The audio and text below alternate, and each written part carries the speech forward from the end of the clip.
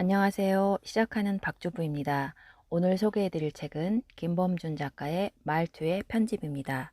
홍익출판사에서 만들었습니다. 프롤로그 중 말투의 편집은 삶의 기술. 어떻게 살아야 하는가에 대해 고민을 할 줄 아는 사람이라면 다른 것 모두 제쳐두고 자신의 말투부터 고쳐야 한다. 내가 왜 누군가에게 환영받지 못하고 있는지, 왜 그들이 나를 피해 다니는지, 왜 그들의 모습에서 웃음이 보이지 않는지 등 궁금해하기 이전에 자신의 말투가 과연 제대로 된 말투인지 고민해 보는 게 맞다. 말투는 삶의 기술이기 때문이다. 좋은 건축주가 좋은 건물을 만들어내듯이 좋은 사람이 좋은 말투를 만들어낸다. 하지만 가끔은 좋은 건물이 좋은 건축주를 만들어내기도 한다. 좋은 말투만 잘해도 좋은 사람이 될 수 있다. 나를 만드는 건 내가 가진 돈, 나의 나이, 내가 맡고 있는 직책 등이 아니다. 나를 만드는 건 내가 하는 말투다. 말투 때문에 갑질이나 하는 사람으로 비웃음의 대상이 되기 싫다면, 국회의원에 낙선이나 하고 싶지 않다면 말투를 돌아봐야 한다. 말투 덕분에 더 괜찮은 사람이 되고 싶다면 말투를 공부해야 한다. 말투 모든 것의 시작이고 끝이다. 나의 말투가 누군가에게 당황이 아닌 행복이 되기를 바라면서. 이 책은 총 5장으로 구성되어 있습니다. 1장 선택과 집중으로 일상을 바꾼다. 2장 타인의 변화를 이끌어내는 말투 디자인. 3장 적절한 거리 두기가 필요하다. 4장 슬기로운 말투 디자인. 5장 타인을 배려하는 말투 디자인. 이 중 여러분과 나누고 싶은 부분 읽어보도록 하겠습니다. 말투는 바로 나. 나를 지키고 나의 일상을 품위 있게 만드는 일에 필수인 것이 있으니 그건 바로 말투다. 말투의 사전적 의미는 한 사람의 말에서 드러나는 독특한 방식이나 느낌이다. 내가 하는 말, 그것을 담는 투, 말투를 보면 사람이 보인다. 장황하게 말하는 사람, 간략하게 말하는 사람, 욕을 섞어 쓰는 사람, 어떤 상황에서도 부드럽게 말하는 사람, 톡톡 쏘듯이 말하는 사람, 툭툭 던지듯 말하는 사람 등등. 우리는 각자 어떤 말투를 쓰고 있을까? 내 말투는 남에게 어떤 느낌으로 다가갈까? 관계 속에서 나는 내 말투로 정의된다. 자기 자신을 믿고 침묵을 선택하라. 쓸데없는 말을 하느라 정작 해야 할 말을 했는지 안 했는지도 모르는 내가 보였다. 길고 길게 말을 마치고 난 뒤의 그 찜찜함. 나는 내 말과 말투의 문제를 고쳐야겠다고 절실히 느꼈다. 다른 것은 몰라도 상대방에게 답답함을 주는 불필요한 말들을 줄이려는 노력이 필요하다고 생각했다. 그렇다. 나의 말투에서 가장 필요한 것은 간결함이었다. 단순함이라고 표현해도 좋겠다. 필요 없는 말을 없애고 필요한 말에 집중하기. 말투의 편집이 필요했다. 상담 심리학의 원리에 따르면 상담자는 내담자 스스로가 자신의 문제를 해결할 잠재력이 있다고 믿게 만들어야 한다. 하지만 그렇다고 해서 만나자마자 상담사는 해답을 제시하지 않습니다. 그러니 당신의 경험을 말씀해 주시면 됩니다. 라고 강한 어조로 못 박는다면 내담자는 오히려 더 많이 불안할 수 있다. 훌륭한 상담사는 내담자에게 관심과 호의를 갖고 내담자의 마음이 열리도록 기다리며 꼭 필요한 말만 한다.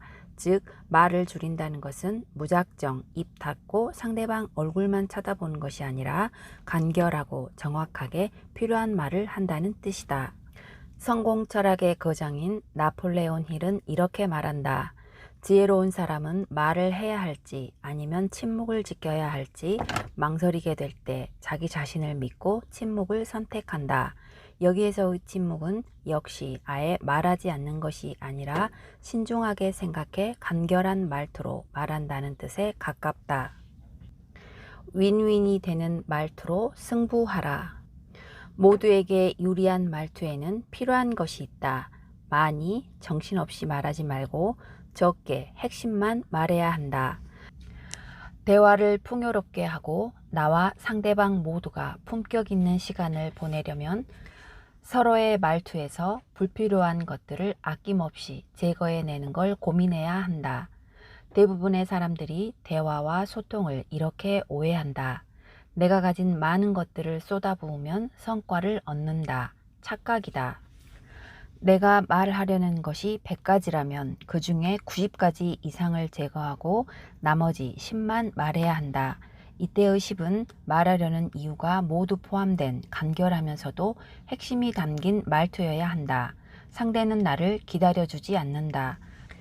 특히 내가 갑이 아닌 을의 입장에 있다면 용건만 간단히 해야 할 말을 임팩트 있게 전달하는 말투를 연습해 두어야 한다. 무작정 한꺼번에 많은 것을 전달하려고 애를 쓰거나 거창한 명분을 붙여서 말하는 것에 힘쓰지 말고 상대가 듣기를 원하는 핵심이 무엇인지를 파악하는 훈련이 우선되어야 한다. 그것이 바로 간결한 말투 디자인의 기본이다. 분명히 나만의 보석이 있음에도 나 자신을 내가 지키지 못하면 생기는 일들. 직장인으로 후회되는 일이 있다. 내 이름 하나를 지켜내는 일에 성공하지 못한 것이다. 잘 나가는 사람, 입이 무거운 사람, 신뢰할 수 있는 사람 등의 모습으로 평가받고 싶었지만 실상은 재미있는 사람, 편안한 사람, 만만한 사람 같은 이미지를 남긴 것 같아서 아쉬움이 크다. 이유가 뭘까? 나의 시간 하나하나를 그리고 나의 공간 하나하나를 만만하게 다루며 살아왔기 때문일 것이다. 특히 직장에서 말투를 디자인하는데 실패한 점이 아쉽다. 나만의 특징을 장점으로 전환하는 노력에 소홀했던 부분도 그렇다. 나 자신은 내가 지켜야 했다. 나라는 존재를 긍정적이면서도 괜찮은 사람으로 표현하는 말투를 사용했어야 했다. 예를 들면 나는 직장 생활을 하면서 다음과 같은 말을 자신 있게 꺼내지 못했다. 저는 보고서 작성 하나만은 최고라고 자부합니다. 다른 건 몰라도 숫자의 정확도 하나는 뛰어납니다. 누군가의 믿음을 저버리는 일은 저에게 없을 것입니다.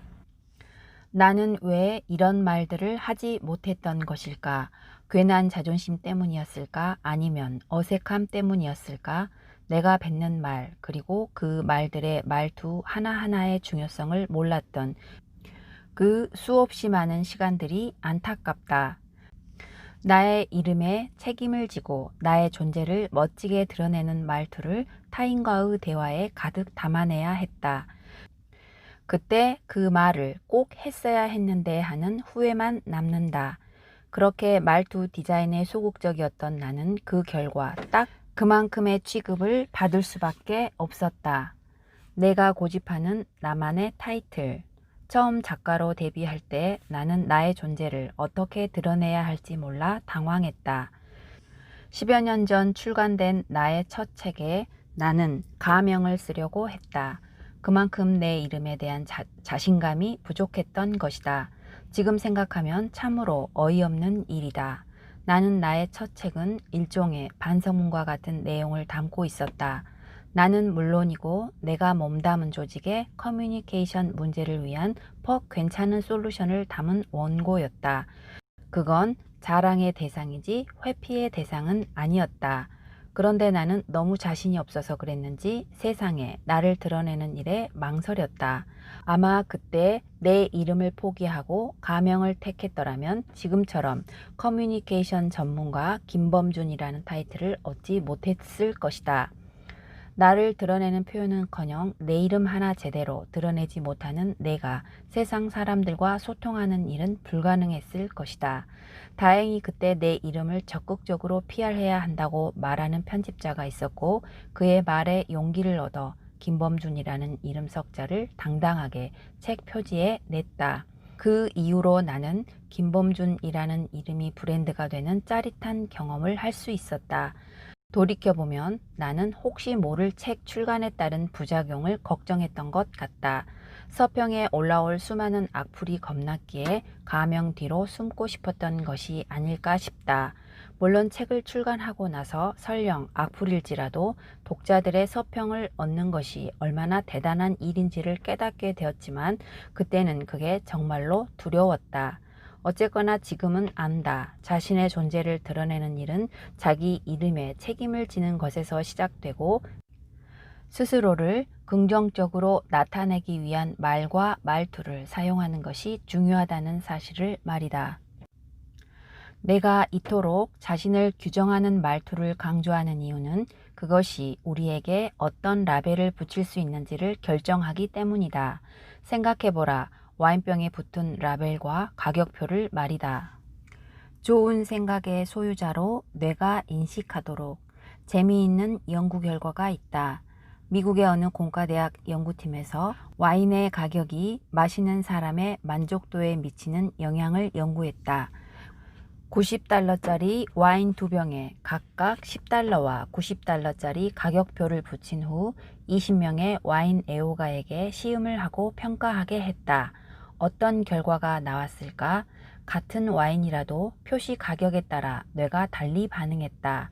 90달러짜리 와인을 마셨을 때가 10달러라고 알고 마셨을 때보다 뇌에서 향기와 맛의 즐거움을 지각하는 부위의 활성화가 훨씬 두드러졌다는 것이다.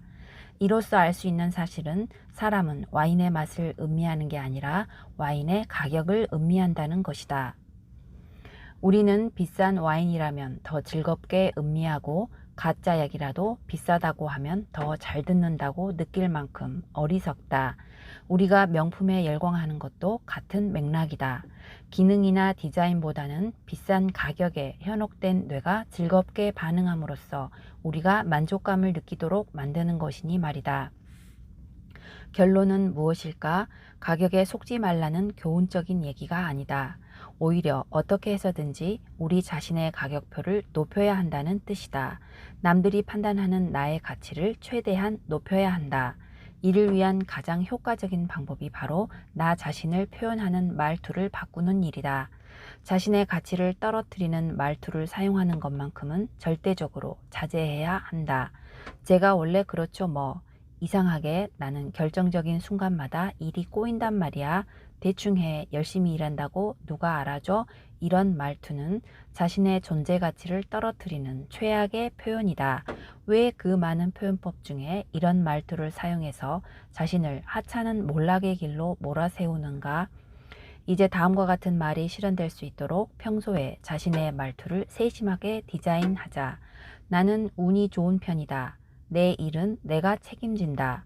나를 믿어주는 사람들을 실망시키지 않는다. 매일매일 긍정적인 생각을 하고 그것을 노트에 적어두면 좋다. 그리고 아침에 어제의 기록을 큰 소리로 말해서 좋은 생각의 소유자로 당신의 뇌가 당신을 인식하도록 하면 더 좋겠다. 이런 일들이 습관이 되면 자신을 잘 지키는 사람이 되어 어디에서든지 누구보다 환영받는 인물로 바뀔 것이다.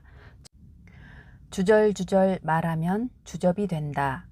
간결함으로 세계 시장을 잡아먹다.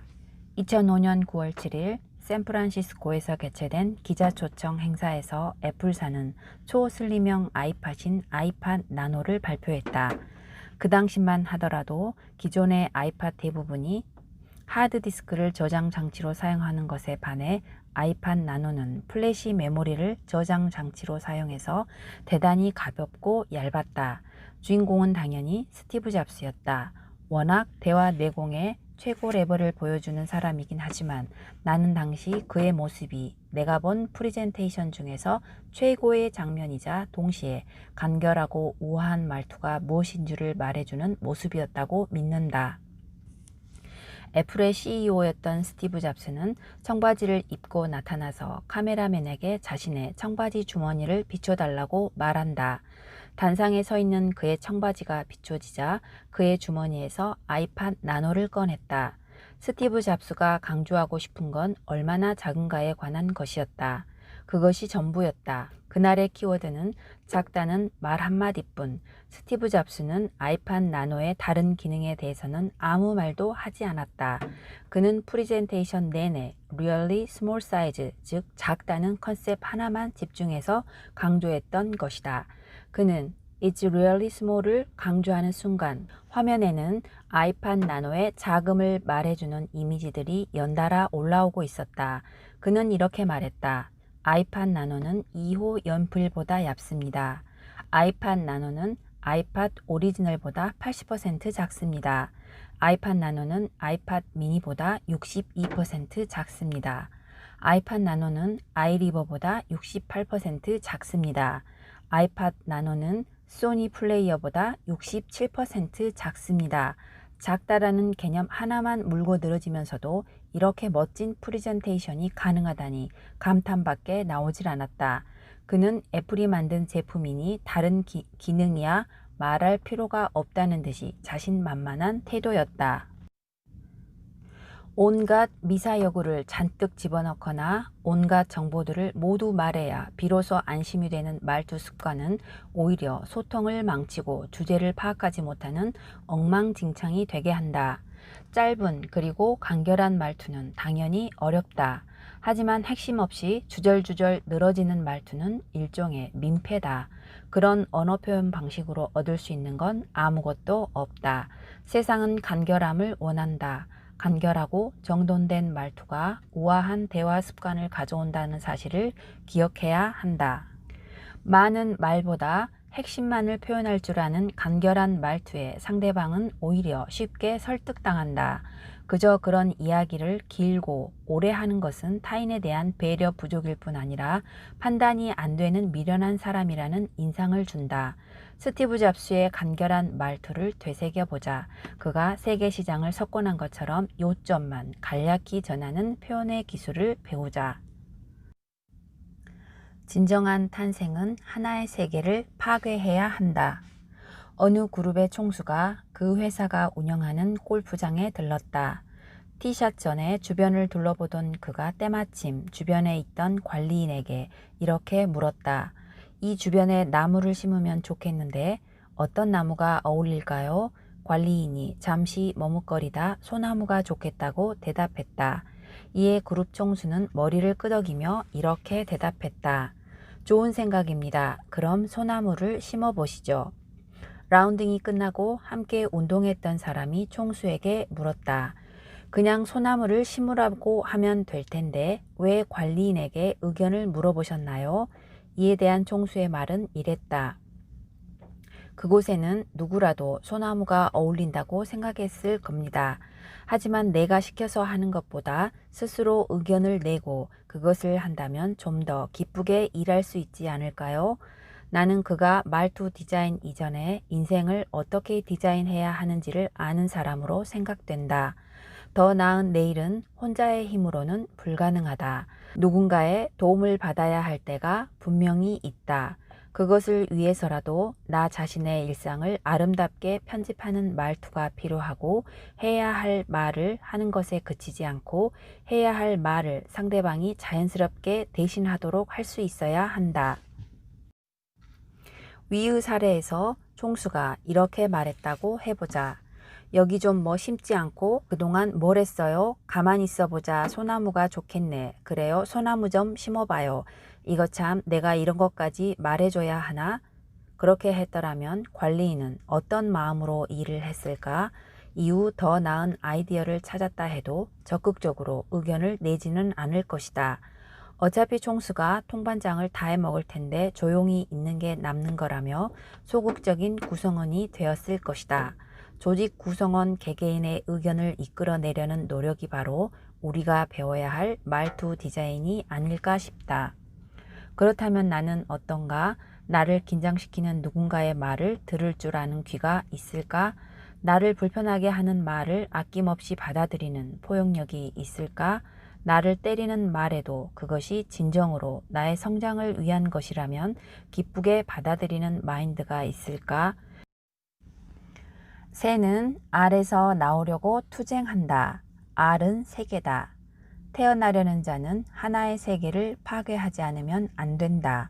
소설 데미안에 나오는 말로 하늘을 나는 새가 되기 위해서는 반드시 자신을 보호하던 알을 깨고 나와야 하듯이 인간의 성장도 마찬가지라는 의미의 유명한 문장이다. 내 일상의 아름다움도 마찬가지다. 이전의 생각이나 관습, 방식 등에서 깨어날 때 비로소 더 큰 세계로 나아갈 수 있다. 어떻게 깨어날 것인가? 내가 알지 못한 것들을 알고 있는 사람의 지혜를 빌릴 줄 알아야 한다. 누군가의 말을 잘 듣고 또 그것을 상대방의 관점에서 이해한 후에 비로소 말하겠다는 조심스럽고 진지한 말투가 일상 속에 가득해야 한다. 말투가 바뀌면 삶이 바뀐다.